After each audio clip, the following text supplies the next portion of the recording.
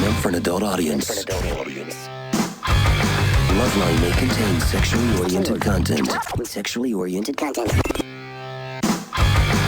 Listener discretion is advised. Listener discretion is advised. This is Loveline. Loveline. With Adam Carolla and Dr. Drew. Hey, everybody, it's Loveline. I'm Adam, that's Dr. Drew. Phone number 1-800-LOVE-191. Dr. Drew, board-certified physician, addiction medicine specialist. Patrick Stump Pete Wentz here tonight from Fallout Boy. We got the new CD here. We will hear something off it. Well, I shouldn't say new, but newish CD. We'll hear a couple of songs off it. Bands from Chicago. No one has a bad thing to say about Chicago. Windy City Heat, man. My dad does. We know. Windy City Heat. Oh, your dad grew up in Chicago. Yeah, during the Depression. Heard nothing but horror stories about it. Yeah, you'll get bad stories. We live where, like, John Hughes, all those movies are set, so we don't know any bad stories at all. I'll tell you, except nerds winning. Yeah. Growing up in the Valley, when I would see those John Hughes movies where the leaves were changing and Steve Martin was out on the lawn and had the beautiful picket fence and all the houses were the same. It was clear you had to have money to live here, but it wasn't ostentatious. It wasn't, it wasn't Graceland or anything like that, but everything was so nice. Pleasant. But without being ostentatious. And then we love Chicago. Everyone loves Chicago. Everybody. And it's weird because it's got to be strange. Anytime you talk to anyone from Chicago who's out here, and they're all, oh my God, yeah, great town. Now, L.A., you'd never hear that. You might hear it about their native Mexico or Thailand or wherever they were from. I just think, psychologically, what do you think it does to a town when you have no pride, no one cares, no one will even admit to it? It's like you're not even cool if you say you like L.A. You have to like some other town. You know what I mean? I just remember you and I walking around going, oh, God, L.A. sucks. Yeah, we walk around the State Theater. And we're beating L.A. up in Chicago. Yeah, but, I don't know. That's kind of one of those things. I think it's kind of people, I don't know. In Chicago, you have, like, whatever. My family's been there for, like, 6 generations or something insane. So, I don't know. I can't really... What are they? Are they? Is there business that you didn't get into? Are they all? Music? Sears, furniture. No, I was supposed to get into cars. Railroad. And I know nothing, so I'm kind of a disappointment. Is everybody? Did your dad own a shop or sell cars or something like that? My grandpa, my uncle, dealerships. Body shop, and my grandpa was the car guy at Allstate. I don't know. To me, I'm trying to think. I was putting a pox and a curse on my family and my wife's family earlier today because now everyone is 70 years old and no one knows anything. And I get these phone calls every week. Do you think you could send some of your guys over to look at the roof? Do you know some guys? Could one of your guys, could Ozzy, could Ray, and I thought to myself, how come I know everybody and you pukes don't know anybody? And then I realized... You cannot go through your life without making connections, but the number one connection, body shop. Oh, that's a good one. Yeah, I mean, outside of the political stuff, it's a chief good one of to police. have. The body shop is always a dicey kind of a... Doesn't matter. He don't ask questions. Yeah. He found a little brain matter on the bumper and some blonde hair. That's all right. We'll buff that right out. No questions asked. All under the table. These little guys cash. Sealed Capone into the fender of a car. No, I'm just saying, as far as like, hey, I know a guy or my uncle, fill in the blank. Owning a liquor store, a nice Italian restaurant's good. That's good. Your uncle. That's good. If you could have family members that had an Italian restaurant that had a body shop, and I'm trying to think a car wash wouldn't be bad either. I could use those free air fresheners. Which one, attorney? Attorney would be. Yeah, round it up. We'll go white collar. That's right. Attorney, Italian restaurant, body shop. Those are your 3 uncles. Awesome, right? Yeah, perfect. Yeah. I don't have any of those. We will hear something from Fallout Boy. Also, the guys are going to be playing on, Carson. It's going to be on a Carson Daily show on, what am I looking for here? What's the date? November 4th. Here it is, November 4th. Saw Carson Daily today. Huh? Yeah. Over at Jimmy Kimmel's, where the boys go. Yeah. Drew, you never go by. Hey, what is that? One Sunday. Go buy Jimmy's. Have a I feel beer. like Watch. I'd be watch a little delighted ball. to. I feel like you've sort of discouraged me from it. Oh, don't go. Don't go. I'll be happy to come. Drew, you'll never go. If I'm invited, I will come. I swear to God, I will be there next week. You don't have to get invited. Just show up. That's the whole thing. All right. Go on. Oh, he's got like 28 TV sets. Yeah. Now, yeah. Well, No, Jimmy has now we're his- not going to be sick of each other anymore. We're going to want to see each other. Jimmy got a pizza oven. Jimmy made a pizza oven that is 3 stories. It is. If there's an earthquake, it will down. crush your neighbor's house. Wow. Yeah, it's that big. Like when the smokestacks from the 70s coming down. Jimmy gets all food stuff, extraordinary food making and food rendering stuff. And Jimmy made 27 pizzas the other day. Fresh pizzas. It's like New York all style, day. right? New All York. yeah, all day. Pizzas going all God. day. Oh my God. Yeah. Can I bring sons? It's awesome. Kids left? No. Kevin There's goes. a lot of blue language. Okay, got it. A lot of alcohol consumption. Don't worry. Stuff like that. So anyway, the guys are going to be with on Last Call November 4th. What the hell's the date today? that'll That's be Thursday. that'll That's be right, Friday. Thursday, yeah. All right, let's talk to Lori. Friday. 17. Lori. Hi. Yeah. Well, it'll be Thursday night show. Right. Friday morning. Right. What's happening, Lori?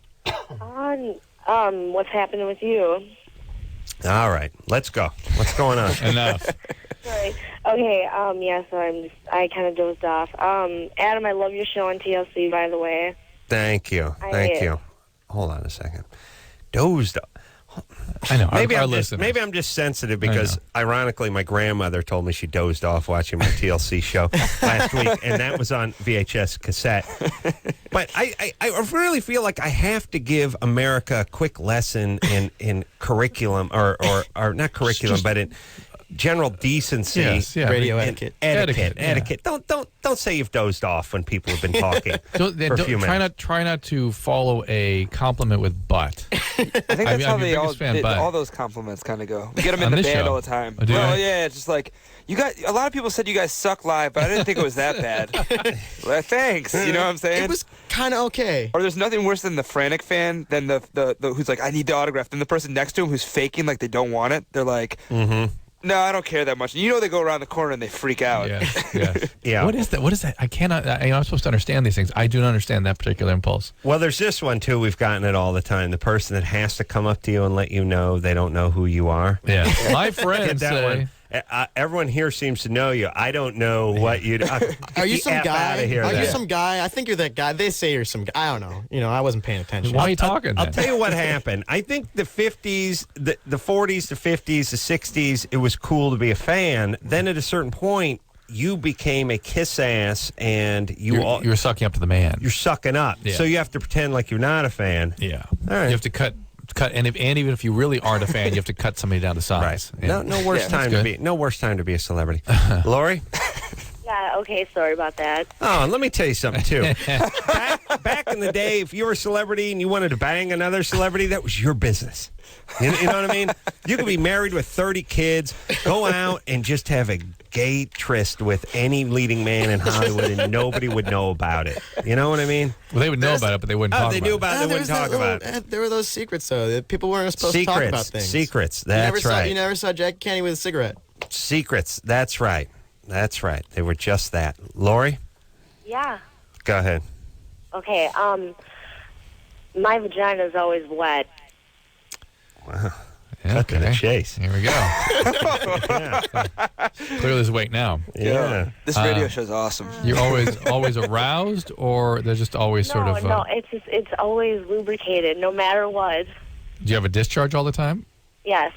How long has this been going on for?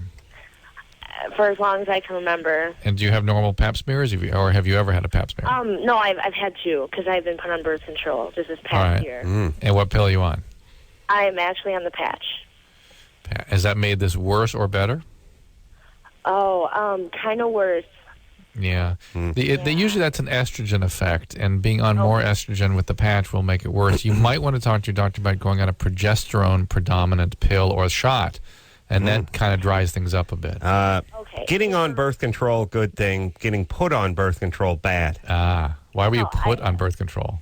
Well, it was my mom wanted me to go on it. Because? Just because when my sister was my age, she did too. Just for like dermatologist stuff and just. Let me translate. Mom pregnant at 13? No. Or nearly. You're 17, your mom's 21. Well, actually, at that age, I had a boyfriend, and I talked to her, and so I asked her if I could go on it. So I. All right, so your mom's just enlightened then. Your mom's good. Your dad around? Yes. He is? Yep. Biological? No, I don't get any problems here. Just checking. Yeah. Just checking. This all sounds good to me. All right. Everything's okay. Yeah. All right. good. All right. But the reason I'm not going to put my kid on birth control. I'm just going to start working the estrogen or whatever. Into Cheerios? Yeah, Sunny D, whatever she's on at the time. You know what I mean? Why not? All of a sudden, I see my boy walking by with man boobs. Like, what the? Say, wait, I told you alive and Sunny D! It's like, what's the big deal? Don't worry about it! Drew, what could you do that? No. You could do something. You could do something pretty close. So you just give her the shot. Give her the depot shot. But how do I do that without her knowing? It's okay. Just tell it's a vitamin shot. Okay. There you go.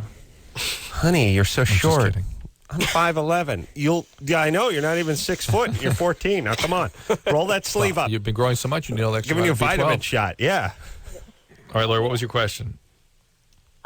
my question about that was if that's a problem or if that's something I should really be worrying about because no. It's always been like, okay. No. If they would have told you that at your exams if there was a problem. Oh, furry? It's a I furry, see what that is. You know what a furry is? Yeah. It's a giant stuffed animal person. Yeah. What's your real name? My name's Nick.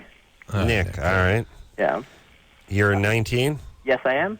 You're a furry? Yes.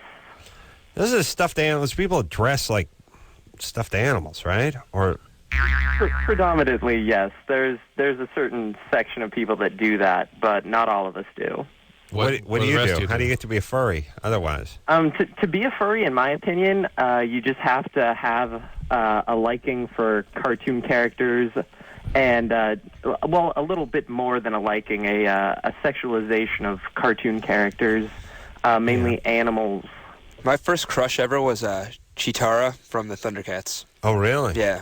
She was really fast. Shira Lord of the Jungle myself. I may be dating myself, but the way they drew that loincloth on her was hot.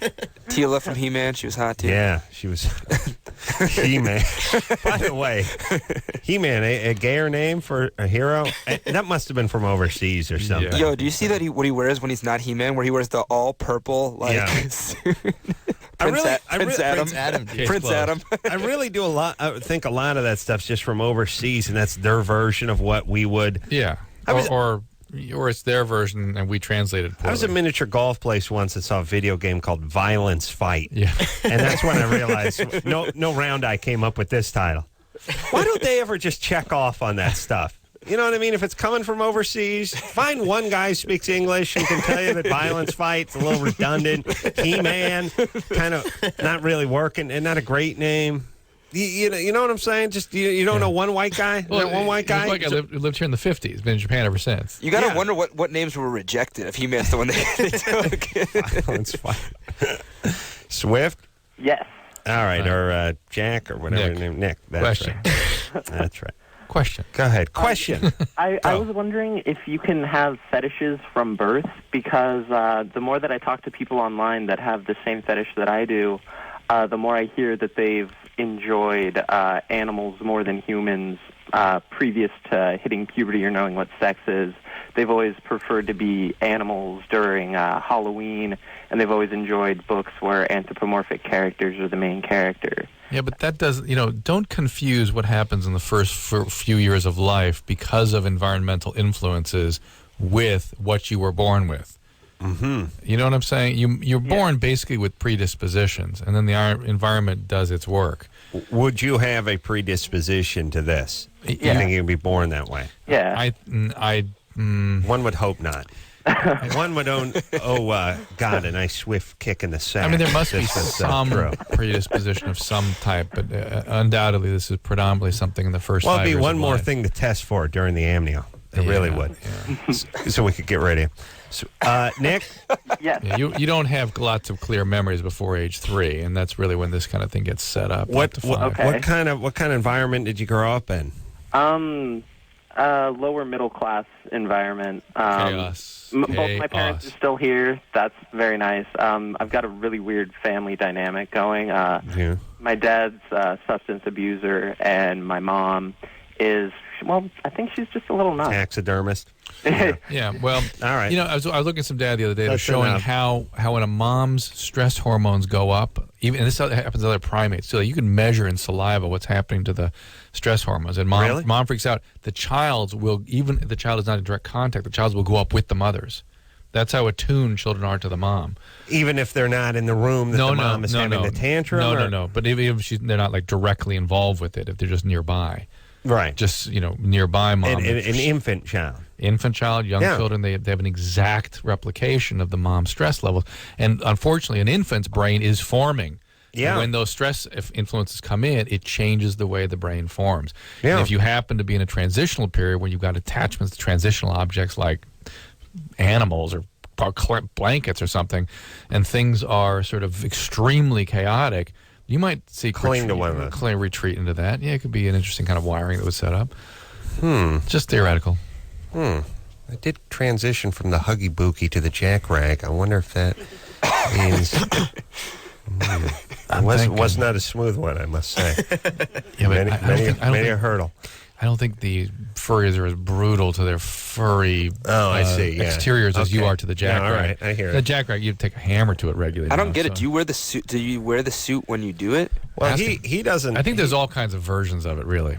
Here's the deal. The boring version of everything calls this show, like the person, oh, I'm a Wiccan. Oh, yeah, what do? Do you do the potions? And no, I'm not that kind of Wiccan. Will you have an outfit or pointy hat? No. Do you believe in? No, I'm a Christian. Okay.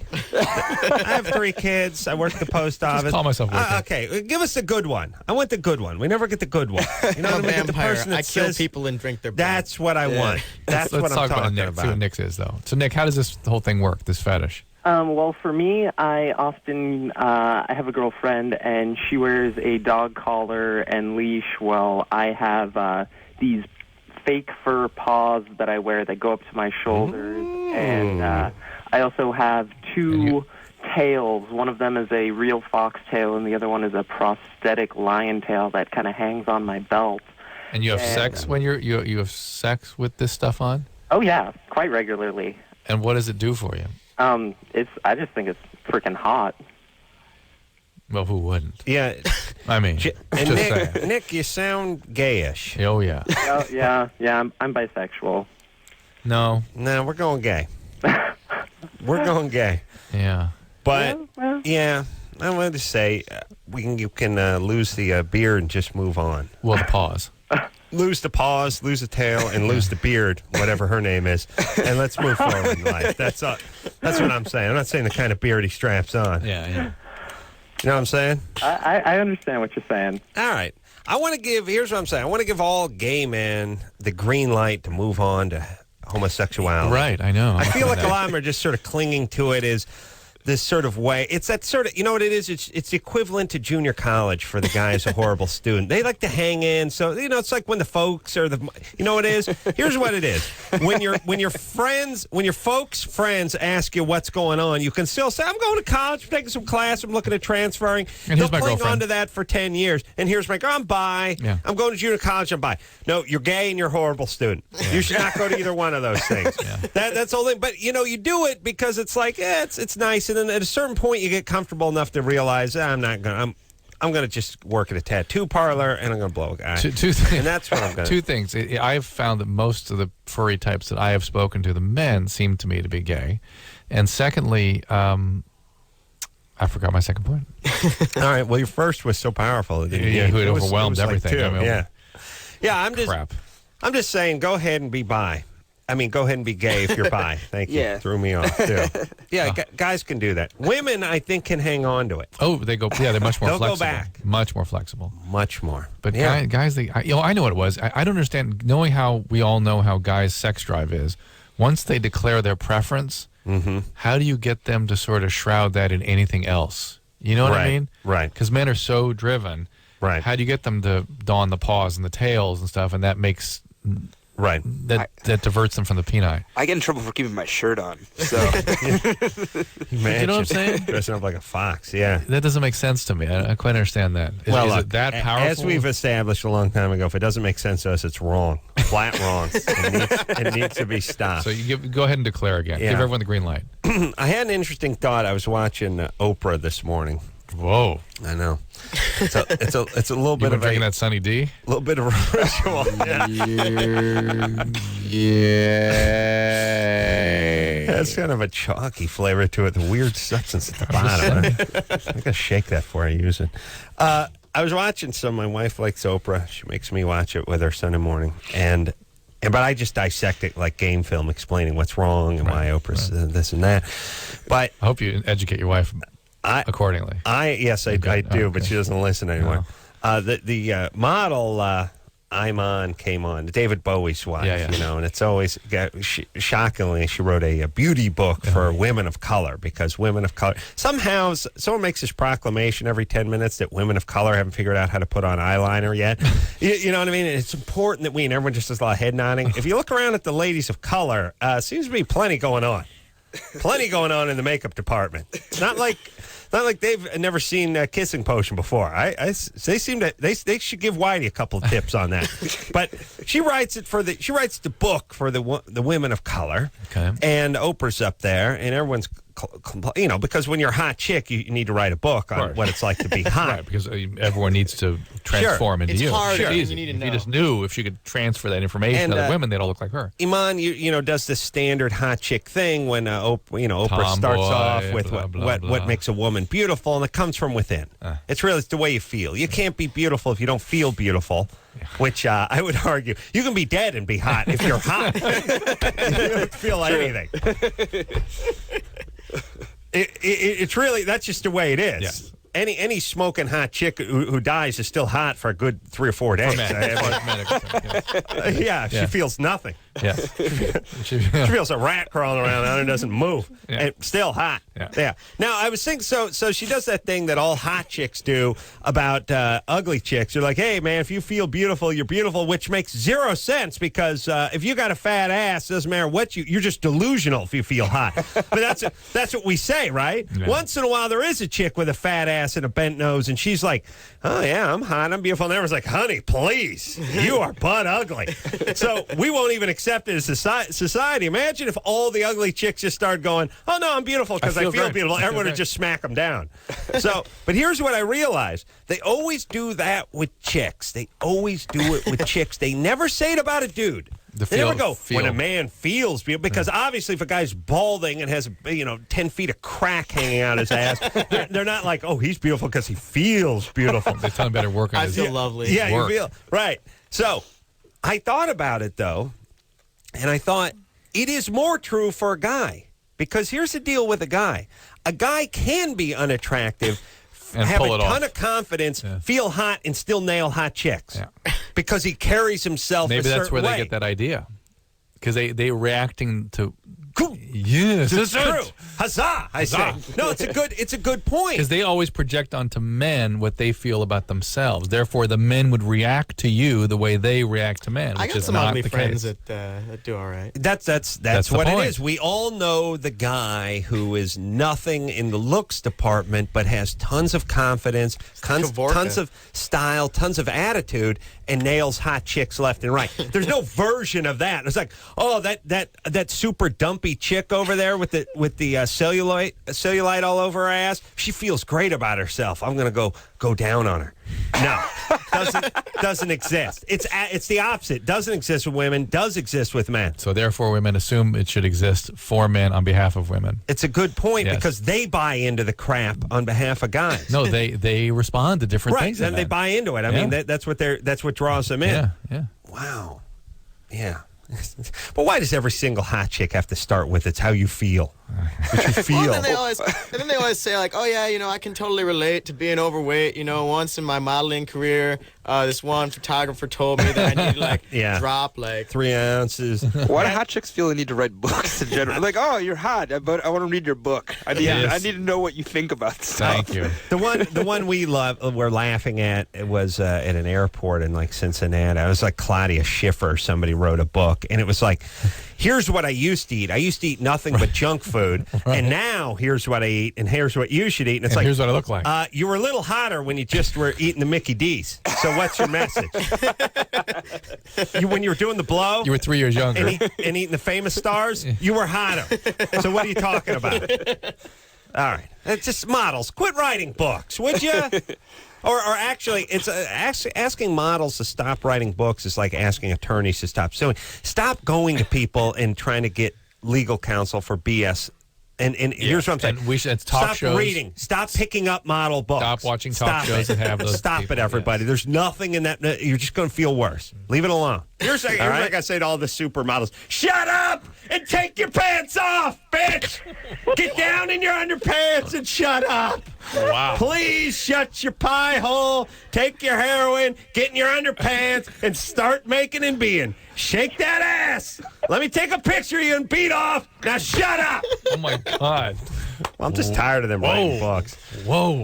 Tired of When was that? I don't remember that rant. That was off the air. Oh, yeah, I guess. It was the bathroom, I guess. It was John. No, it was when Claudia Schiffer was there. Oh, that's right. Anderson just let the mics roll during the break. All right. We'll Fall Out Boy in studio tonight. We'll take a quick break. Be right back after this.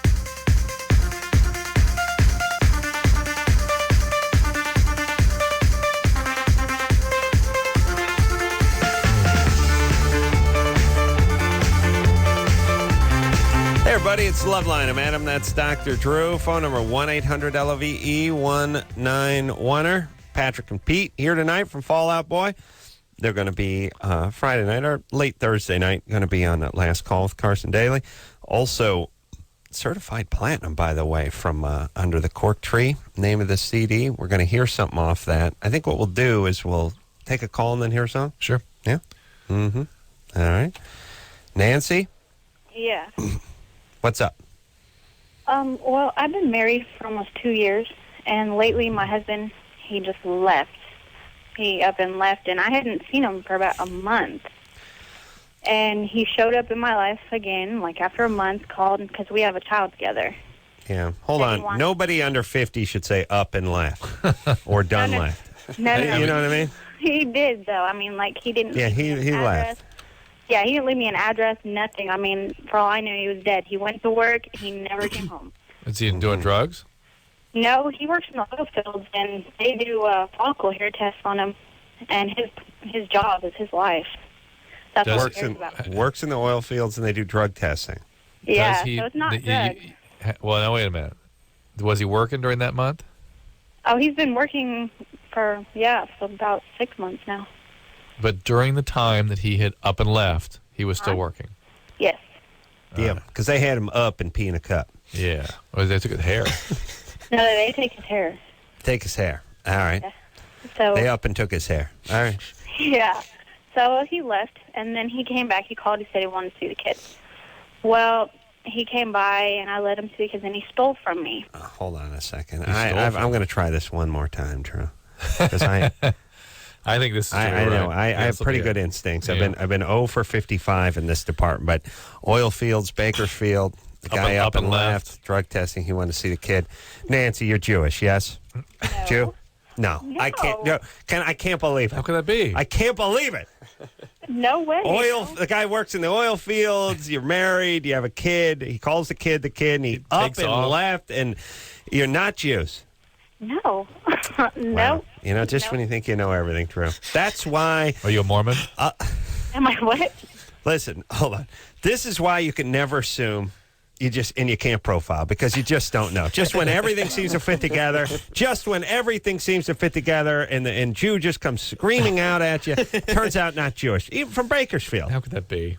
That's why you cannot judge. That's the message. That's the message. That's the message I'm trying to It's a send to perfect people. profile. What are you going to do? You cannot profile. You can't. I don't care if you're a profiler with the FBI. You can't profile. Well, of course. You cannot. Those are evil people. You got to be evil. Yes, you can't. That's why it feels bad when someone gets you exact. Yeah.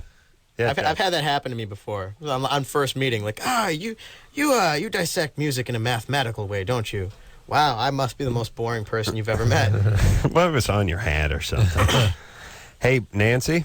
Yeah. Not Jewish. Wow. And so now he up and came back?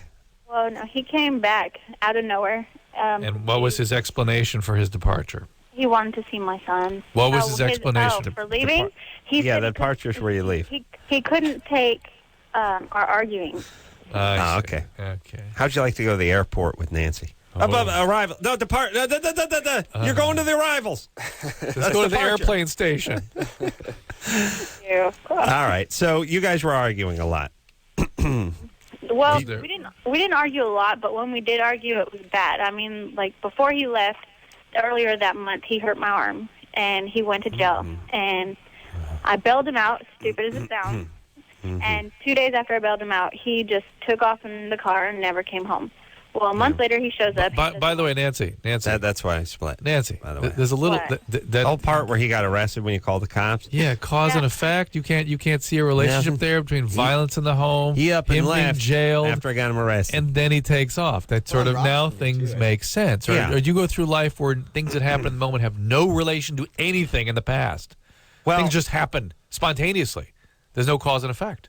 Well, that's when you're stupid, by the way, you become like a superstitious native. And then when the volcano goes off, it's because God was angry. God was angry, and one of the guys farted the day before. Now you have to throw him into the volcano in order to appease the. You don't think straight. I don't even think she could even get that far into cause and effect. But here's the thing. Nancy, I think some of our callers don't want to tell us things that don't sound great on their resume. Right. So it gets confusing. You're like denial. It's kind of a denial. but they call them. They're like I have a herpetic lesion on my penis, and like, did you have unprotected sex?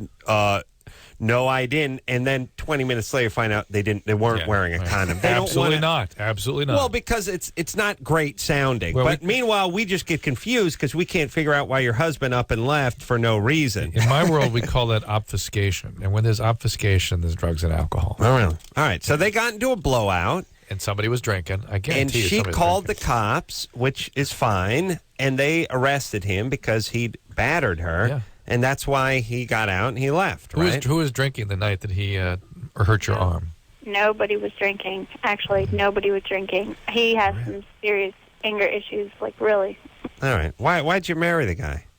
Well, because he wasn't like this, and they never are. He just started getting this way after I had my son. Like, angry all the time because he didn't want to take care of him. All he wanted to do when he got this job in the oil fields was work. I mean, he listened to the guys out there, and he was never home. And when he was home, all he did was sleep and do nothing. All right. How about you not crap out any more kids? Could you do that? I have you my can't. kids tied. And it's not right on. It's not my kids, believe me. I take good care of my kids. Kids? I have two. I had one before. Of course, by somebody else. Not at you. Can you imagine that? Hard to believe. Hard to believe. You had a kid from somebody else before this? Yes. Yeah, where's that guy? He wasn't a part of her life. As soon as he found out I was pregnant. Nobody wants to tap into their own rhythms or mistakes at all. You want to just crap out a kid with one a-hole, move on to the next, and crap out a second kid still in your teens? By the way, not a good mom doing that. That defines you as not a good mom. No, Nancy, you're a great mom. You're an awesome mom. You just hang around abusive guys and have these huge fights in front of the kids, and people go to jail, and the Child Protective Services come to the knock front door, but you're an awesome mother. Awesome. Awesome. Don't let anyone tell you you're not an awesome mother. See, that's the whole thing, everybody. You loving your kid doesn't make you a great mom. You being a great mom makes you a great mom. No, taking good care is the minimum requirement of being a human being with kids. So meeting the minimum requirement does not make you a great parent. Well, and also, here's the thing. If you can't be a great parent and be in a relationship where you guys are having blowouts. That's traumatic for the kids. That's traumatizing your children. Right. What's that? Oh, we never gotten into fistfights or anything. This is the first time that ever happened, and we don't have arguments. You never got into it except for this time. Yeah, he went after my arm over the key. Only takes one time. Just this time. One time traumatizes your kids. Look, it wasn't even. Okay, listen. Look, here's the thing. We won't call anyone stupid in this society. We'll call a lot of people smart, but no one's stupid. Now, I'm doing the math. It's like saying everyone had a winning record in the NFL. It doesn't work out mathematically. Not everyone can be 12-4 at the end of the year. It can't all be. It'd be awesome if they were, but there needs to be a few teams that win 4 and lose 12. That's the way it goes. I'm guessing Nancy's well under 500 in the win-loss department. All I'm saying is the first thing we need to do is establish that certain people are not smart enough to have kids for quite some time. Nancy would be one of them. Started at 18, 17. Well, they never get in anything physical. This is the only time they got in anything physical, I'm sure. Yo, when you say it's the only, that means there's like at least 10 times. But even if it were the only, that's not never. I only did it once means yeah. Well, but I only did it once means 10. That's a pretty good record, I guess. All right. Nancy, this guy's a bad guy. I'm glad you got your tubes tied. That is an awesome thing. No, my kids have nothing to do with the question I was going to ask you. Doesn't matter. I'd recommend getting out of Bakersfield, California. Every person I've ever met there is on crystal meth. We played there, and it's by insane. the way, I smell meth on this guy like you can't believe. I don't know how he's getting around the hair test, but I smell meth here. Be that as it may, of course he wants to have sex. He's a guy, and he's still married to you. He doesn't want to have a relationship. If they're taking it off the very far part of the mullet, will it still test positive? You know what I mean? They go high up on the mullet, closer to the skin cells and the hair follicles. I think if they go they're deep cautious. into the far mullet, away. I don't know. I think they go for the bang part. I bet he's got like a 6-stage mullet where by the time he gets to the end, it's just pristine. It's like baby's hair. There's nothing. There when he was born. Nothing. It's his original hair. His parents, no doubt, gave him a mullet. I mean, it's only 20. Original mullet, yeah. I mean, if they carbon date that hair, it'd be 8 months. Parents do that to their kids all the time. Oh, I see it. Yeah. For me, when I'm in charge, grounds for taking the kid away. Oh, yeah. See that kid with the mullet? That kid? Or even the mohawk. I don't like you trying to do anything with your kid. You know that move? Yeah. Even the Mexican kids who got the piercing in like 4 days. Little girl with the little earrings. Yeah, she's hot.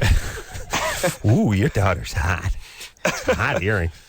Yeah, I mean, I'll get my daughter clamp-ons, but I will not actually pierce give them the big grandma clamp-ons at like 4 months. But I won't put a hole in the ear. It's going to be awesome for the kid, too. Yeah, when she's whining. Getting the thing, getting the shot in the ear.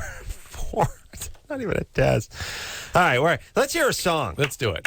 What happened? Oh, now we're too late? Stupid callers. All right, Fall Out Boy in studio tonight. We're going to hear a song when we come back. After the break. After this.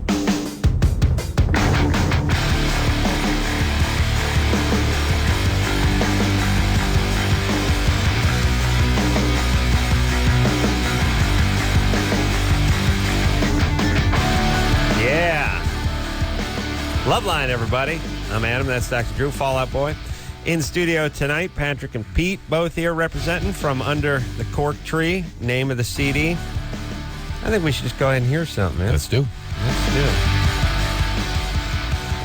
You ready to go there, Michelle? Hear something? This one's called Sugar. We're going down. Yeah, Fall Out Boy. We bumped in with Fall Out Boy and bumped out with the actual song. Band is going to... Yeah, they're there. Going to be on the Carson Daily Show, Last Call, Carson Daly, on Thursday night, we'll say, and also from Under the Cork Trees, name of the CD. We'll take a band question. Take a call, all right. Take a band question. Cassandra? Hi. What's up? I had a question for the band. Hey. What is Patrick and Pete gonna dress up for their show tomorrow?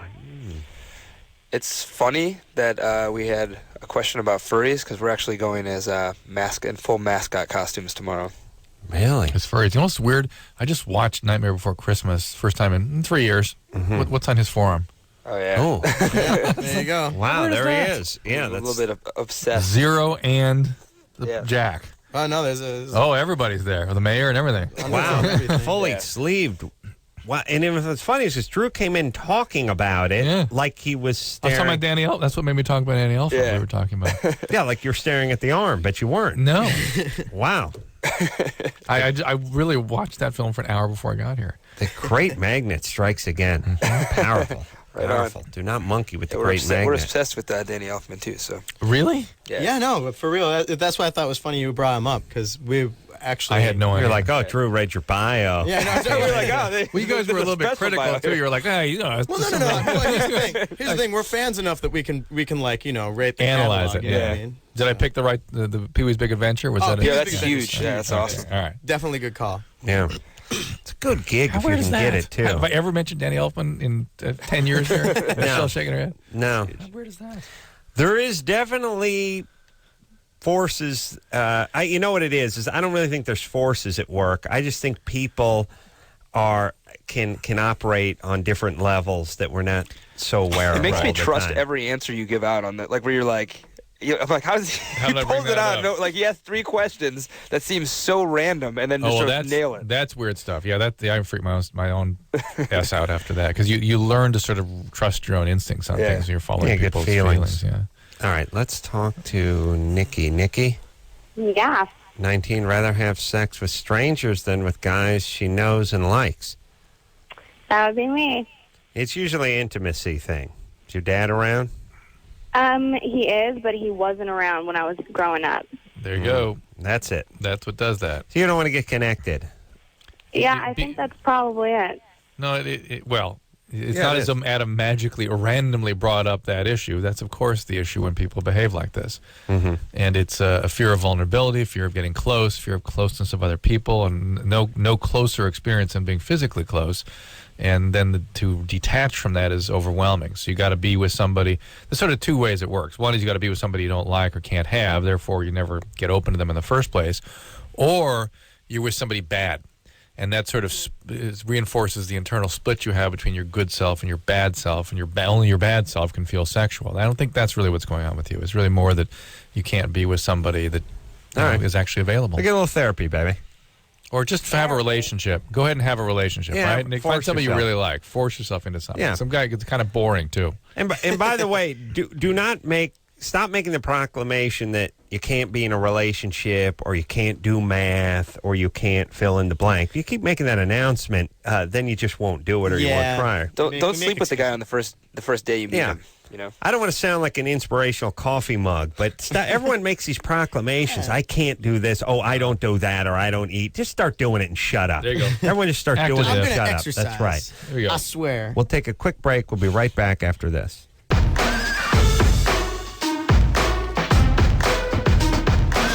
Shop, shop, shop, shop, shop, shop.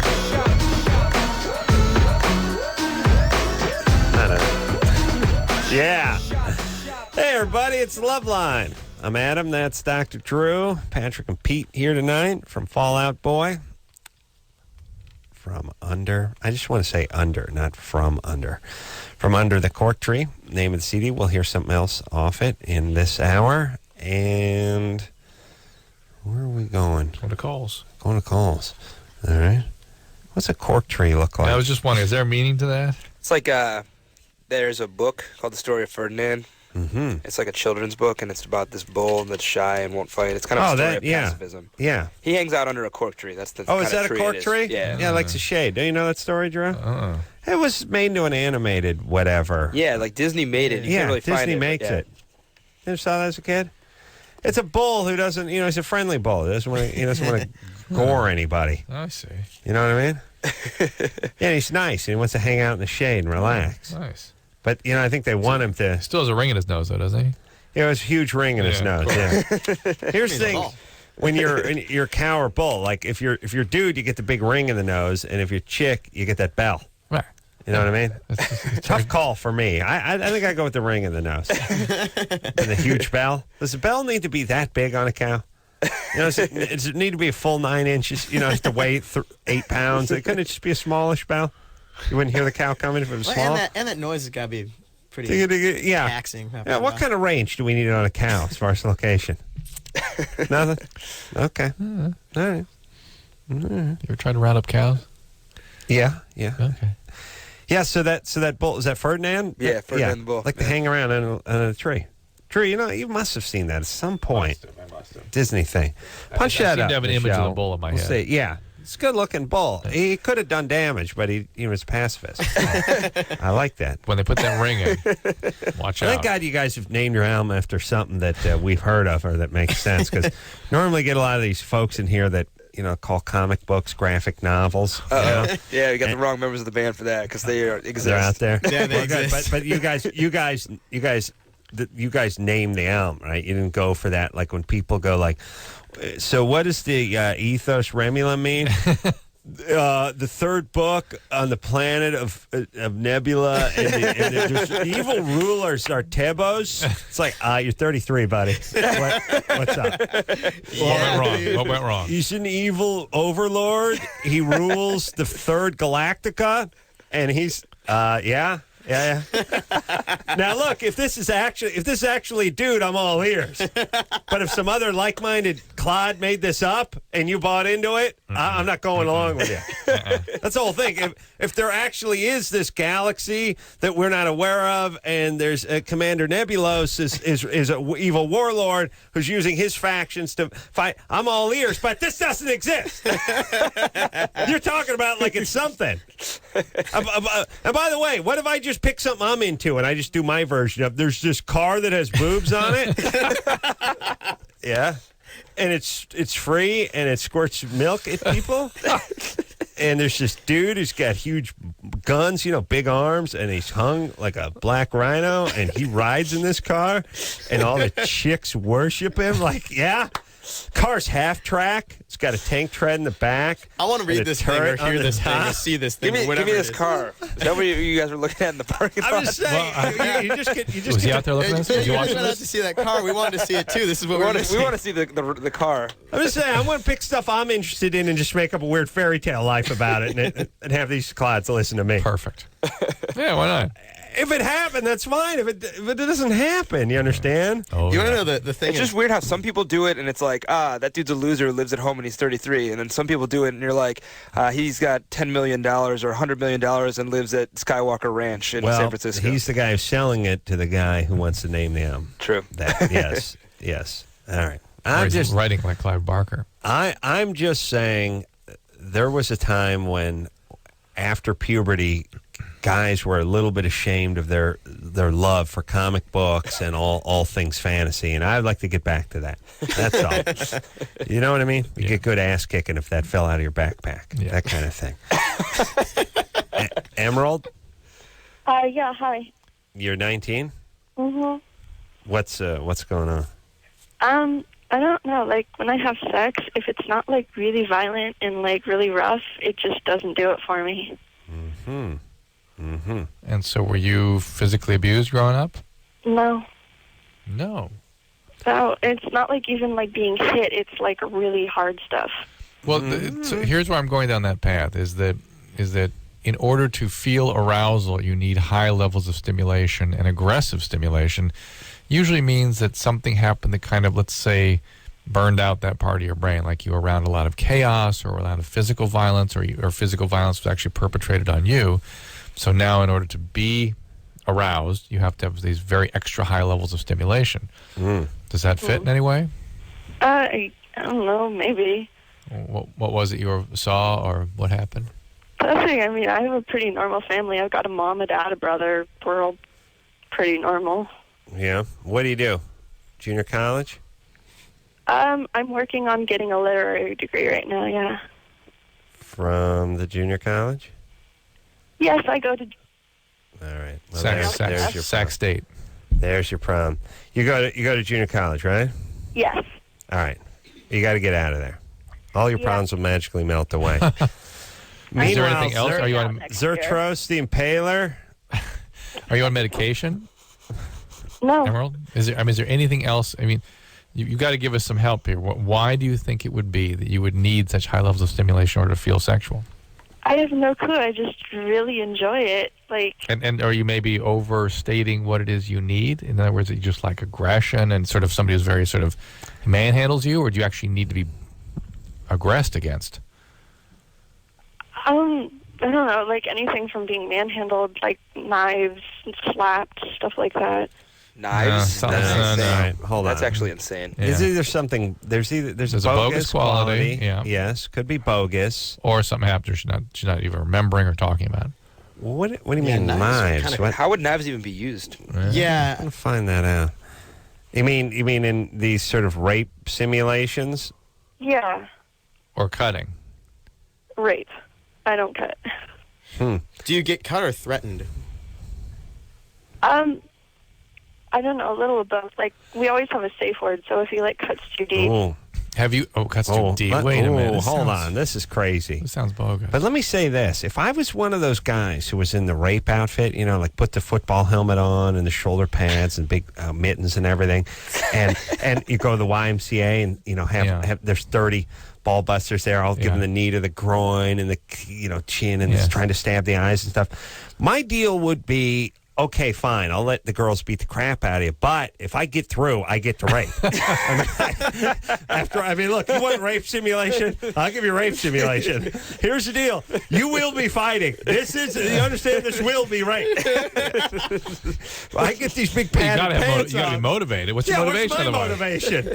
I get a granola bar at $6 an hour? Thanks. No. What's in it for the ace man? And by the way, you want real world conditions? This is it. I'll put on the football helmet. I'll put on the oven mittens. I'll put the elbow pad. Do all that stuff. I won't be able to move like I normally move. And you get in all your licks and kicks. But if I can get to you, I'm going to get some. That'd be awesome. That'd be an awesome policy. Just look, it's controversial, but we're pushing the envelope here. We're stepping the training up. We want to have you really prepared for what could happen. Well, here's the thing. When they take, when they're training those guys for special ops or green berets or something like that, and they do the interrogation simulation, they have some nice guy standing around, want to tab, relax. No, they have a guy really actually beating on them and sleep deprivation and tying their hands with wire and they're kicking the crap out of them, right? Yeah. All right. We want our women tough. Because I love ladies, not because I'm interested in rape. Mention that.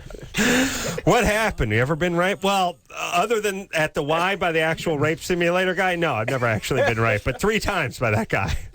Make a little game out of it. So Emerald. Yeah. Emerald. Right? Drew, are you writing any of this down? I got it. I Jewels, really... gems. Yeah. All right. You're awesome, Emerald. Adam. Is there... So now what you're really describing is not so much violence as experiences of powerlessness. Yeah. So were there experiences like that when you were growing up? Not Things really. When things were out of control. Did you have recurrent nightmares of any type? I have nightmares all the time, but not recurring. What about... What's the basic theme? Oh, Emerald's just evasive. Yeah. Well, what's the basic theme? I die. Okay, well that's what this is all about. Something in your life gave you an experience of near death. Did you have a friend die when you were younger? No, she experienced it. Where you're experiencing this over and over again. If you're a kid and your friend dies, though, it's pretty freaky. It's freaked out. It makes you depressed. But this feeling of constant intrusive dreams about dying usually means you yourself were in harm's way at one time. And then to sexualize that, further evidence of the same Emerald, thing. I'm gonna. Here's what I'm going to do. Either you're going to come up with something, or you're going to treatment, or I'm going to just hang up. I'll just hang up on you. So if you have anything, please tell us now. Wait, what? I'm sorry, your line is kind of funny. If you were ever abused in any way, shape, or form. Not even abused if you were in a robbery or in a train accident. If there's any kind of traumatic event from the past that you can think of, tell us, or I'm going to hang up on you. My dad is a jerk. That's all I can think of. And what did he do to you? What was he like? He yells about everything. I mean, did he ever get really out of control and scare you that you believed he might hurt you or somebody in your family? Yeah, he's like. All right, my mom a couple times. there we go. Right. There we go. Now, by the way, therapy. in the first opening seconds, when I said if you've witnessed violence in your home, my dad and home, mom are great. Everyone's great. I got a sister and a cat named Mr. but Socks. but Emerald, if you ever witnessed any violence, if any violence perpetrated, if anything in the home ever happened, no, chaos my in the dad home. and mom are awesome. Everyone's anything, awesome. Anything chaotic, no. it means that, and it could. This is evidence that strongly Socks suggests something and my dad happened. and my mom and Mr. Socks have a younger brother. Awesome. But anything at all, it just doesn't make sense. Well, he beat the crap out of my mom. Okay. Repeatedly, and I had to watch. He's a jerk. All right, Emerald. It wasn't even like that. Yes, it was like that. Well, whatever it Emerald. is, look, here's the deal. Either your dad and whatever violence you witnessed at home sort of made you into this, or you're just a mess on your own. Either way. Maybe you're just a mess on your own. I mean, she witnessed that. People want to defend. Well, let everyone. This is PTSD. It's post-traumatic all right, but everyone defend your screwed up families. Good. Your families were great. You're a mess. Then it's your fault. Spontaneously. Right. Now it's all your fault. Either way, you got to get some therapy. And get out of junior college, would you? Who are you kidding? Stop wasting everyone's time. Would you please? You're a horrible student in high school, and that's why you're in junior college. I got straight A's. No, you didn't. Anyone who got straight A's would have gone to real college. I can't afford real college right now. You can't afford not to go. Through college. I am going. I'm transferring next year to UC Santa Cruz. Never going to happen. And by the way, too. all right. What is that, a banana slug? Yeah. What the hell? Yeah. I know. Who names their team the Banana Slugs?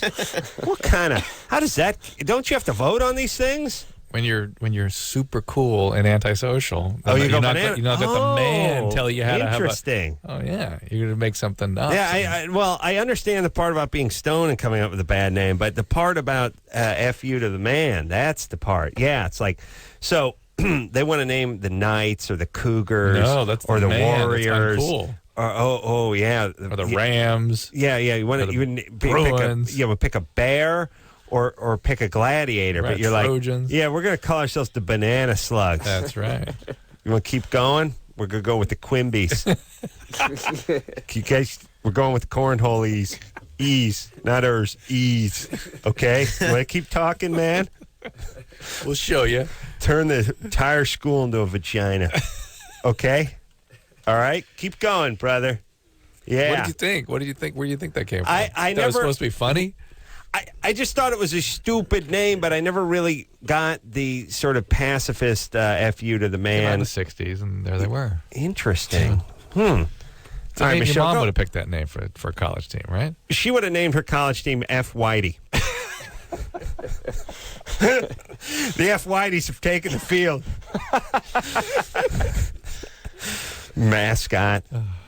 Oh my God! Yeah, imagine that mascot would have looked like. Boy. No, you're right. Yeah, when you're PO and you don't believe it's a good idea to name your team the Proud Warriors. Well, you don't believe in competition. You know, right? Yeah, you go Banana Slug. Yeah, it's true.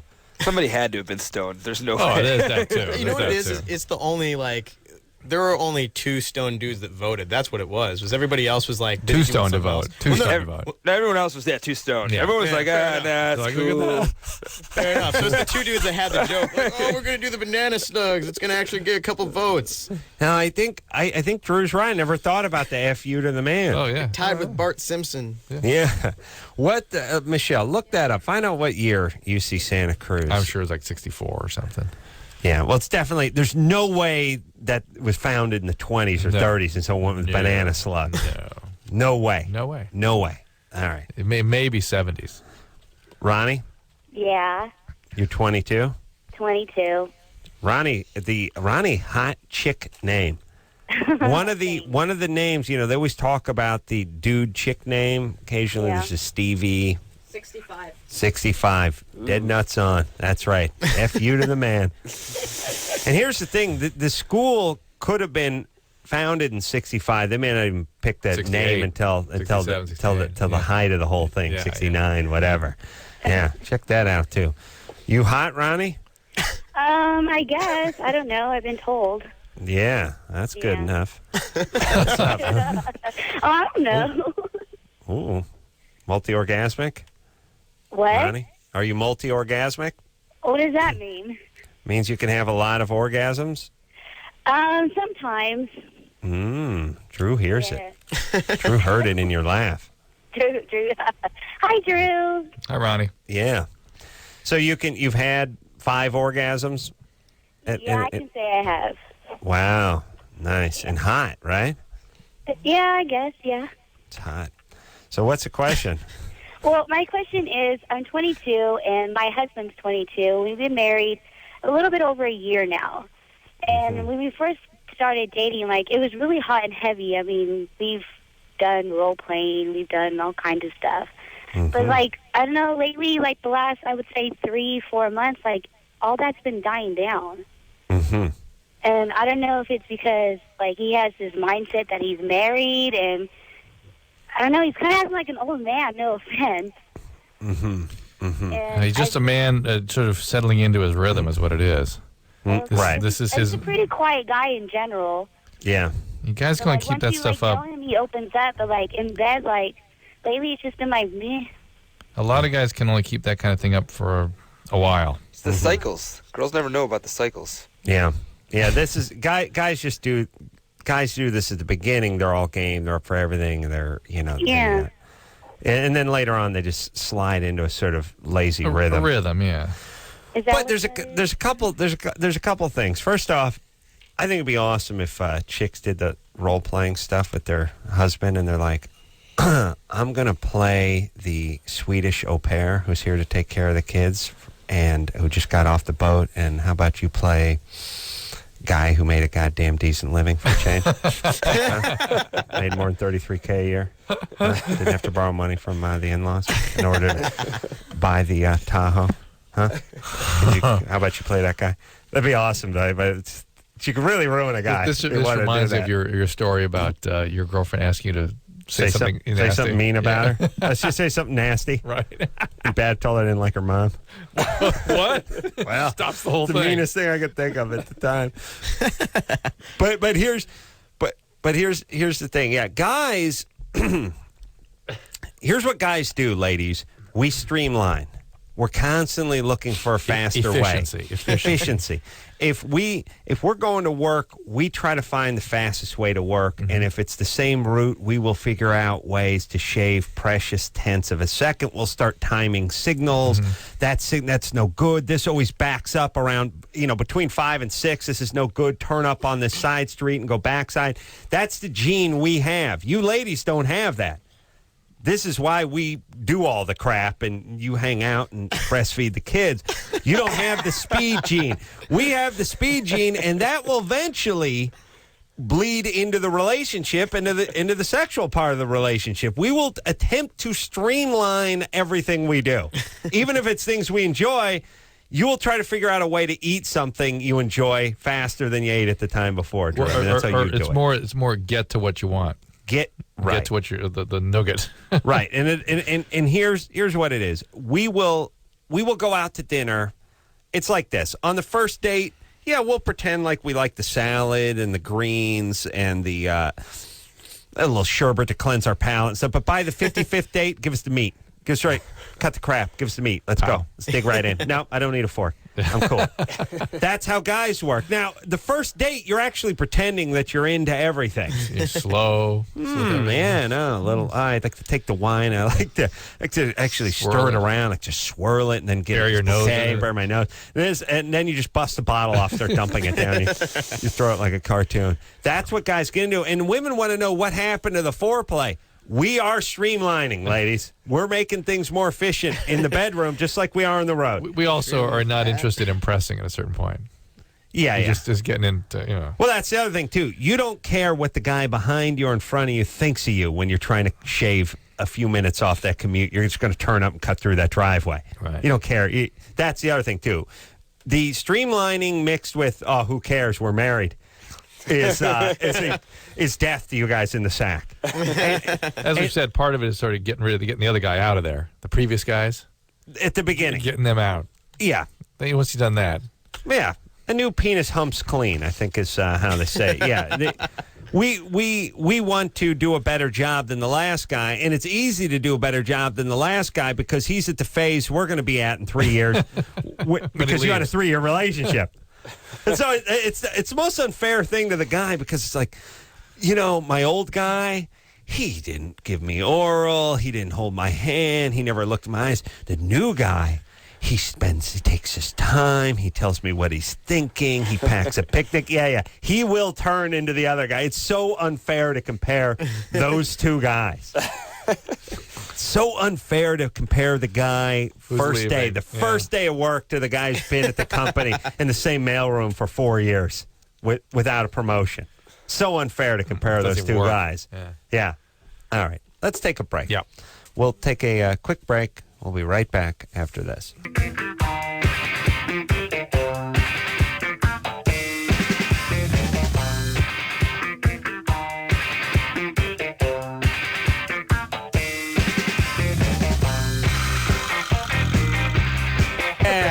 Hey, everybody, it's Loveline, man. That's Dr. Drew, Fallout Boy, in studio tonight. Patrick and Pete, both here representing from under the cork tree. Michelle, find out about that bull. Bull? Oh, yeah, I never saw that. Ferdinand. You got to find out about the... She had it. Ferdinand the bull. Go look at it, Drew. It was a Disney cartoon. I don't think it was a full-length one. No, it was only 10 minutes. Yeah. We actually have it on DVD somewhere. It was good. Now we got a question for the band. Tim? Yeah, hey. 16? Yeah, hey. Yeah, I have a question for Patrick. Yeah, what's up, man? I was wanting to know how, whenever you got in the band, did you always want to play guitar or what? Actually, I always wanted to play guitar, but I didn't think I was very good at it, so I didn't try. And then we didn't have a guitar player, so I just kind of had to out of necessity. Here's the news. You're all right at it. Yeah, because I play guitar I was going to play guitar for our band, A Bloody Hero, but now I play the drums, so I was just wanting to know. Hey, switch it up, man. It's cool. Yeah. I'm always amazed at guys who can sing and play the drums. Yeah. I always gotta have the little Burger King mic on, Yeah. You want fries it just seems with like that? I would be every time my foot hit the bass. Yeah, I used to try and play drums and sing. It didn't really I think it takes away from one or the other usually. Yeah, it seems like. Phil Collins does it, but Adam. he gets up and hangs out a lot, kind of. He has the other guy drum sometimes. Yeah, he does do that. And he has the dude solo, and you're like, you're faking it, man. I that's the thing that's amazing about Dave Grohl. It's like, man, just get from behind the kit, put the guitar on, and then just start rocking real hard. Grohl's really good at a lot of stuff. I think he bums out other musicians. Really. I would be bummed out too if I was in a profession where. Oh, dude, I'm pretty good at guitar. Yeah, he's pretty good at a lot of stuff. Or the guy could just get from behind being a great drummer for a legendary band and just walk up front, put the guitar on, and start singing and have a great band that way too. Yeah, you get a complex. You definitely get a complex. That's where you're re-recording other people's stuff and that kind of. I would hurt. Watching dudes like that in Prince, you're like, yeah, I should do this. I guess I don't know. I would hurt him. I'd do those That's things. the only like way to make things right. Nancy Kerrigan and Tanya break Harding. little fingers. Get Jeff Galooly to get like a pipe, a lead What happened pipe. to that guy? What's Lead he up pipe. to? He's a publicist. Jerry. Jerry, turn your radio down. How's it going? 21. What's up? I got a question for you about genital warts. Mm-hmm. I had unprotected sex with this girl, and then I found out that from a buddy that she had genital warts, and she found out or whatever. Anyway, the girl obviously is a bitch because she didn't tell me. I went and got tested or went to a Planned Parenthood and got tested. They told me that you can't test for male genital warts. I was going to say, how did they test you? There's really no test other than... She said she can give me like a physical examination or whatever, but I didn't have any. I checked myself out thoroughly. But well, there's actually you can do what I did to Adam, which is you pour 0.25% acetic acid over the penis and then look at it through a black light, and that the pre-wart lesions will sort of show up as little light areas. Yeah, if you have them. If you have them, which Adam's stunt penis did not. Yes. Sure his actual penis smooth. does, but whatever. Silky smooth. Pristine. $100. Pristine. Okay. Yeah. Well, I guess what my question is I shortly after that I was all paranoid, so I like totally shaved everything to like make sure I could see anything, everything. Anyway, and I got some bumps afterwards, but I wasn't sure if those were shaving bumps. Well, Jerry, they you were, like, listen. actual... Here's the deal. You're 21, so you and 50% of your peers have this virus. Awesome. And you were exposed to it, so you should assume you carry it, even though you can't see the warts yet. And wear a condom diligently. What about the acetic acid thing? You could do that if you've got a woods light or a black light to check things out. Do with. yourself with some white vinegar, it's just right? white vinegar, yeah, basically. Oh, okay. Well, so if you have a black light, and you have some white vinegar. Yeah, but they may not know what these things look like. You know what I mean? You might just be staring at some lint or dingleberries or something. Dust bunnies in the crevices. Dust bunny. Well, but here's my question to you, Drew. If you think you were exposed to it, you should assume you have it. You should assume you have it. But if you think you were exposed to it and you haven't had a breakout, and it's been, let's say, 6 months. If it's been 3 years, forget it. You don't have it. If you may have had it, but it's probably gone by then. Well, so you won't accept that you can have. You'll even say the person has it, even if they never had a breakout. Correct. What about the Woods Light thing? What if you pass the Woods Light test? What if it's been a year, you've never had a breakout, and you do the thing with the acetic acid and the Woods Light, and there's nothing there? I don't know how to answer that with great accuracy. I think you're probably okay, but I can't say that with 100% accuracy. Yeah, because the sort of prevailing wisdom is if you've been exposed, you got it. Yeah, I think I was exposed to it once, and I didn't get it, though. That's what I'm saying. Well, you did the Woods Light. Yeah, but you may have passed that window where it would have shown up. Oh, please. It's awesome because Drew is telling me I had something which never manifests itself. It never had awards, never any evidence of it at all, but he's just telling me, oh, you've had it, which is totally unsatisfying. I know. You've had, trust me. Yeah. Hey, you're exposed. You just told me you're exposed. You always say that. You're going to be like Jerry. Go walk around 3 years from now going, I have a pristine penis. I never got it. Why did you give me $100 when you took the Woods Light test? You to have something at that moment. There you go. $100. I didn't become a millionaire by having lesions and not getting $100. You know what I'm saying? Yeah, I know. Let's take a question for the band. Let's hear a song. Oh, yeah, let's hear a song. It's time for another song. Let's hear a song. Right? Yeah, it is. You queued up there, Missy? Yes. Mm-hmm. This one's called Dance Dance. Hey. I can lose it, but... All right. We're just talking about football. Thank God. Didn't say anything weird. Drew, you taste different. Oh, Christ, we're on the air. I mean, Cal just put the smackdown on Stanford. Yeah. Hey, everybody. Fall Out Boy in studio tonight. I'm Adam. That's Dr. Drew. Yeah. Good stuff from Fall Out Boy. They're going to be on Too Late. Oh, no, wait a minute. That's my show. Last Call with Carson Daly. Thursday. Deep Thursday, though. Into Friday. Yeah. I would still call it Thursday, Thursday night. Don't set your alarms. You stay up. Let's talk about it some more. Mm-hmm. Michael? Yeah, hi. 17? Yeah, hey. Yeah, hey. Yeah. What's up? I just wanted to ask the guys, what's your process when you begin to write music? Like, do you start by picking out a key, or do you just, choose a riff or a chord progression that you find interesting? Well, usually it starts with Pete writes a bunch of... I chain Patrick to the basement of my house, and I beat him mercilessly, pretty much. Until a hit comes out. No, he'll give me a bunch of words, and I'll look through there and see where, rhythm strikes me as melodic or something, and I'll kind of go from there, and then we'll build from the top down. So cool. She just gives you a thesaurus. And what about go to town? What about lyrical melodies, intervals and stuff? That I noticed, there's some interesting ones in there that I really like. Well, you want to know the weird thing is I find rhythm and then melody just kind of implies itself. I don't know, really? Yeah, I don't know how to explain it. It just kind of shows up. I hear it in your music. I hear how the drums kind of reinforce the rhythm of the melody. Mm-hmm. If that makes any sense. I kind of hear the lyrics in the drum part. That's a conscious thing.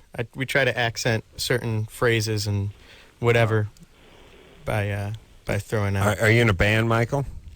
I'm in a ska band, but I'm mainly I'm a classical musician. I play classical and jazz and stuff like that. Mm. What instrument? Well, I want to be a music teacher, so I know how to play 12, 13 instruments. Wow. What's your favorite piece?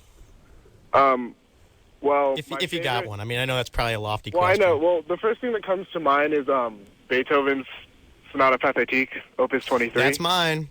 Good call. Oh, are you serious? Yeah, absolutely. Wow. Love connection. Hey, check out a lot of Tom Waits. I think he liked that one too. All right. All right, buddy. What instrument do you play in the ska band? I play bass in the ska band, actually. And one of our songs was played on the X, the radio station that I listen to you guys Well, somebody. Yeah. Boy. I don't know if Scott's taking a little break or something, but I like it. I like the horns. I like the horns going in there. Big Fish, they were one of our favorite. They're not really ska. Real Big Fish? Yeah. Those are ska. Yeah. But even when you go back to like the specials and... specials were awesome. Fishbone. Yeah. Fishbone was crazy. My sister saw that guy get arrested for public indecency. Angelo? Yeah. Walking around in a top hat and nothing else. A pair of pants that weren't really on. Yeah. It was pretty cool. So that's the ska life, everybody. Little Dickie and the Bosstones there. We're going to take ourselves a quick break. When we come back, we'll speak to Megan, still hung up on ex who cheated on her. What's on 6 there? Check that out. Line 6, 5 months pregnant, is only 120 pounds, tried everything but can't gain weight. All right. We'll talk to both them after this.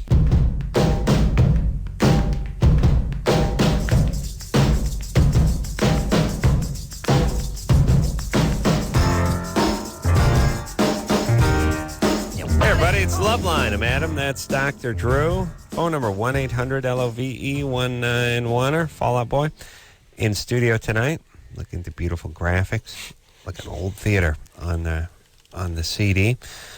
The band will be on Carson Daly Thursday night. And I like the name of their lead song. Our lawyer made us change the name of the song so we won't get sued. Wow. That's a good name for a song. What was it originally?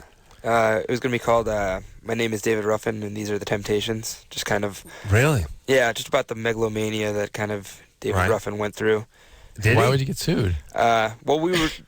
I guess after Outkast did Rosa Parks, they changed how the laws go for that, and we were going to be approached with some serious litigation by the state, so we decided You are found guilty as charged. Wow.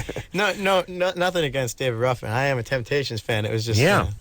It's just something like the biopic that's always on VH1. It's pretty insane. So, no, I didn't. I knew David Ruffin. I knew Temps, but I didn't know. They were litigious folks. Speaking of Rosa Parks in the Rotunda, this is always going to sound horrible, but I don't know much more than not moving out of the bus. Were there other things she was known for? Because that doesn't seem like enough. I know it sounds horrible, but me being white and everything. She was a flash point. Tipping point. Right. I'm hip, but did she do other stuff? I like to check her resume. That's all. Not Michelle. Check it out. Check out Rose's resume. Yeah, because I don't trust people who ride the bus. I know back in the '60s it was cool, but if someone told you they're riding the bus now, you wouldn't want to hang out with them, would you? You wouldn't put it in the rotunda. Not in the rotunda. Not many people that make it to the rotunda with something they did on a bus. Right. Yeah. Yeah. Megan? Yes. 19? Yes.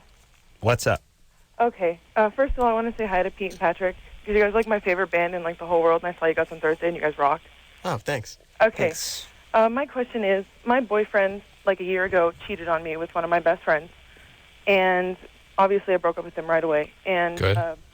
I've been really hung up on him, and I've been having a hard time getting over him. And just when I think, I'm almost there, I'm almost over him, he popped back up a month ago, and he's been trying to talk to me and telling me that, that he still has feelings for me and he never meant to hurt me and stuff. And he's talking about possibly wanting to get back together.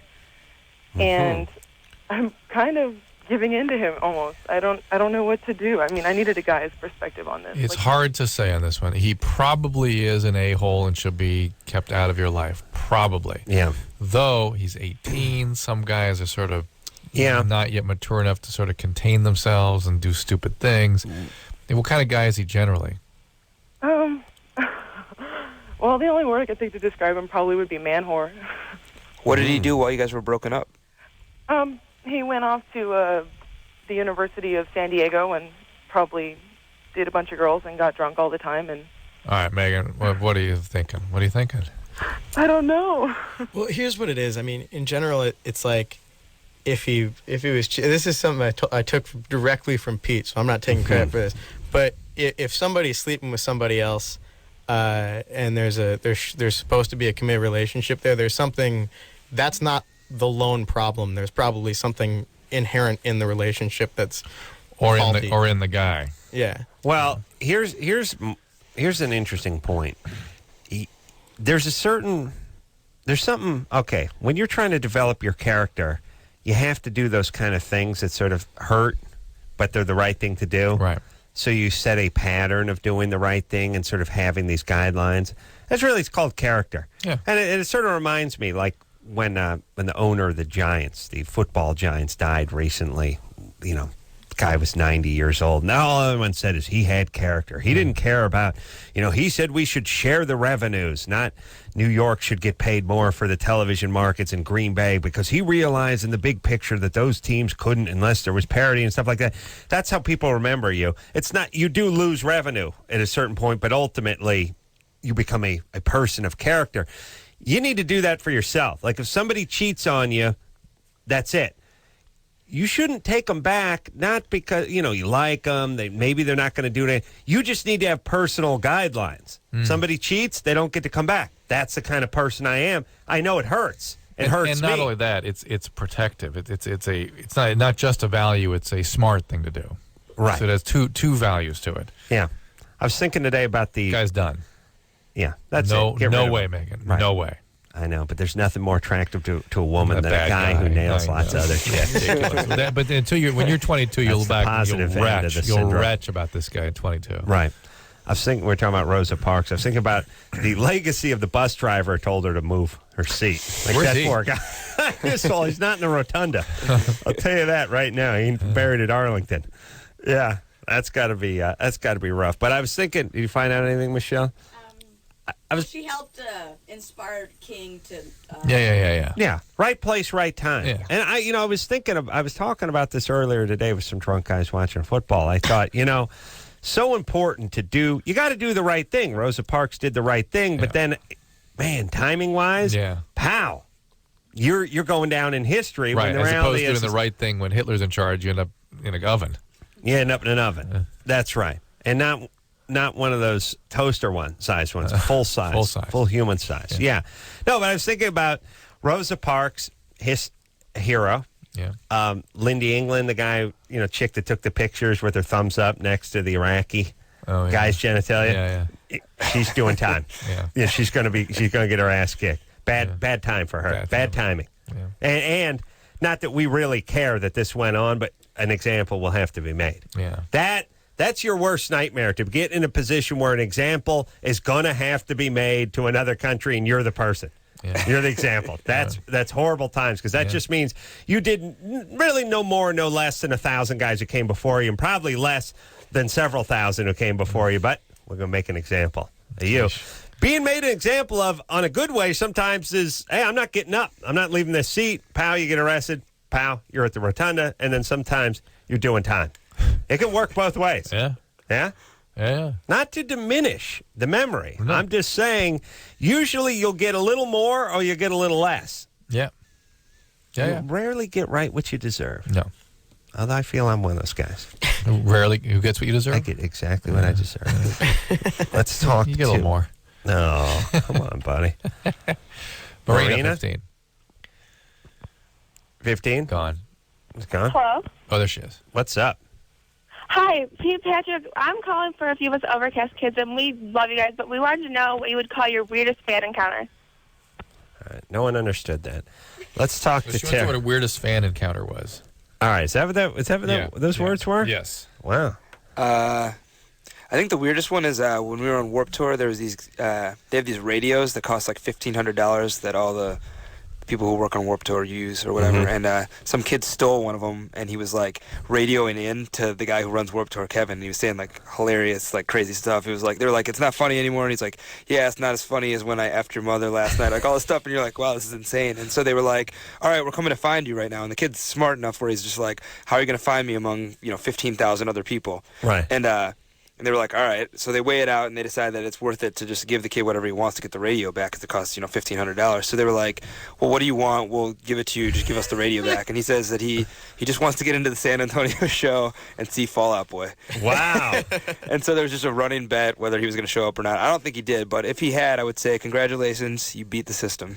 Well, I mean, we never did find out whether he turned in the radio and collected the tickets. He could. I think there's a possibility that he could have collected the tickets and not turned in the radio. I think they might have been very flawed on how they did that part of the operation. The tickets in a tree. I'm all about that part though, where the guy turns on the radio and a bunch of guys beat the crap out of him. Yeah, I mean, like, and throw him out. Like, it sounds like a little bit of a sting, kind of. But they always do that where they're like, we promised this guy's accomplice full immunity and we would not prosecute him if he talked. And then later on, some videotape comes out of him stabbing the person. It's like, yeah, well, we already promised him we wouldn't prosecute him. It's like, well, you go back on it. Yeah.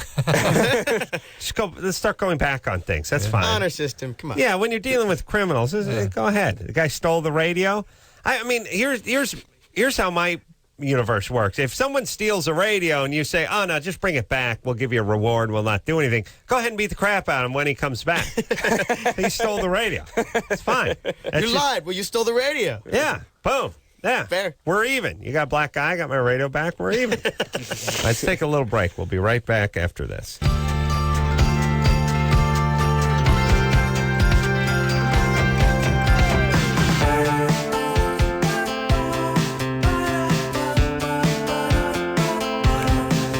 Yeah. Just yelling at the band. Bob Boy, everybody. My kind of band. Heavyweights. Whole pot of coffee, doesn't even know it. That's what I like. That's what I want, Drew. We're going to take a little break. We're coming back tomorrow night. We're going to have Fiona Horn, witch. Yeah, it'll be interesting. Foxy witch. Cooking up a boner's brew. Horrible name for a shake, huh? God. Yeah. All right. God love you, fellas. And until next time, it's Adam Carolla, Dr. Drew saying mahalo. This has been Loveline.